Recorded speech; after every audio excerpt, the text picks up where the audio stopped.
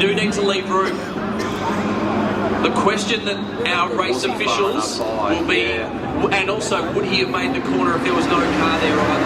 So that's the other element of his side. He did send it up the inside. Now, the other challenge there is that he, in the Porsche, could have closed the door earlier, left the door open, which is what invited Lou up the inside. We are on the safety car now. That means when Sadia Turco comes around, he will find the safety car on the main straight and he will line up behind him as we retrieve the two cars out on track. So Sadia Turco, De Silva, Lynn, now your top three. This is interesting to remember Lynn in that 27, the Audi comes on strong. So we'll see how that car goes a little later on. Now, the 11 actually got up and running again. So the Porsche's up and running, and it was the Mercedes that stopped.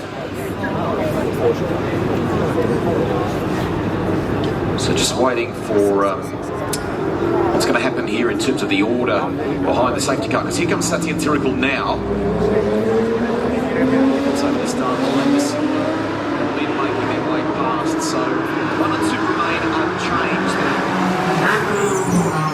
Adjustment with that unfortunate incident means that the end of the 27 is up.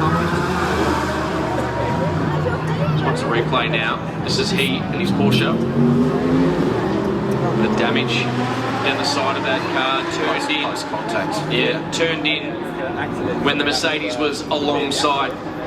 Now, we've only seen one angle. There's in-car footage they can look at. There's a number of other angles. They can also look at the data and see how much quicker did he brake at the same point, how much faster was he going into the corner. A lot to take in. On the surface, Rusty, if I had to make a call, I felt that he probably should have let the Mercedes through, or at least given enough room on apex, and then it would have been whether or not they could both make it side by side on exit. It was close on the view.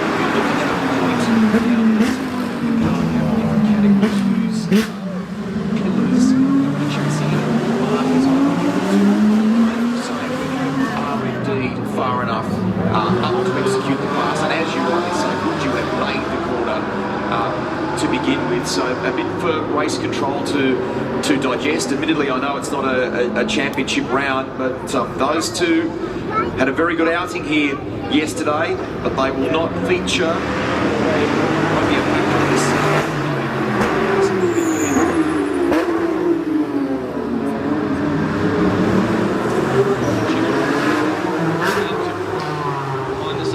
Now they've released the 11 of P. He's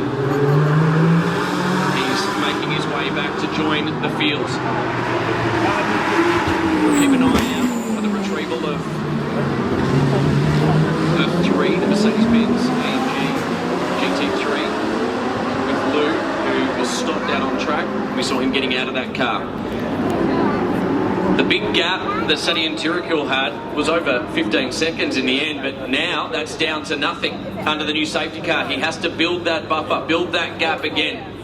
But we did know that he had a time that was at least 3 or 4 seconds a lap quicker than any other car, even in this race.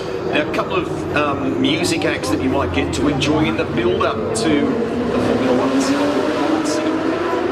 Kings of Leon will be back. They played a show last night at the Nag. Now they're going to be on the Zone 1 Wolf stage at 7:30. Boy George is going to do a DJ set as well. Zone 1 Apex Lounge stage. That's pretty cool. That hospitality facility. Lots of roving acts happening right around the venue in the build-up to race start. The race proper will kick off at 8 o'clock Singapore time tonight. 2 hours of action. Typically it goes the full 2 hours. And then Cam, of course, once things wrap